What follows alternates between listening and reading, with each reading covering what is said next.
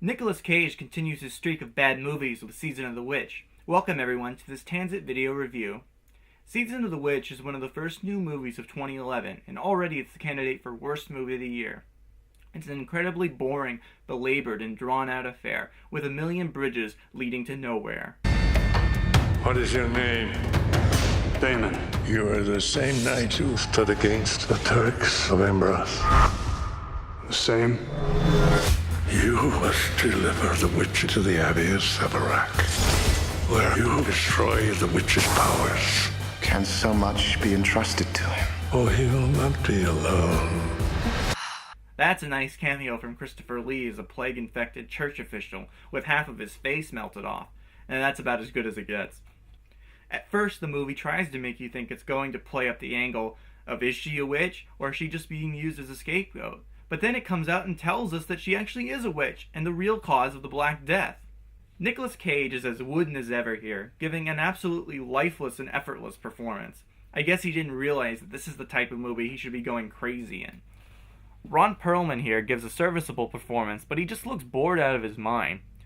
The way I saw it, Season of the Witch was an attempt to emulate the over-campy and silly Roger Corman Gothic Poe films from the 60s.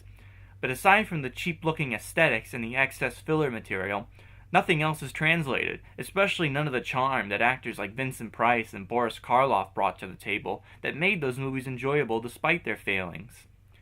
Season of the Witch is basically one big long road trip of peril after peril that begins to get tiresome not after long, and by the time they reach their destination and engage in the climactic final battle, anything that was happening was all too little too late. And really, I've seen better demon vanquishings on the average episode of Charmed than I did in this movie. A lot of people were hoping for a so bad it's good experience with Season of the Witch, and I was hoping for that too.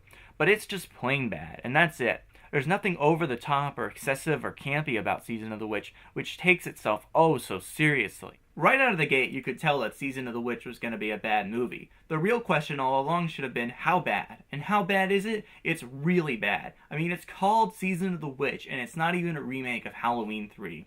A Halloween 3 remake starring Nicolas Cage in the Tom Atkins role. Now that sounds intriguing.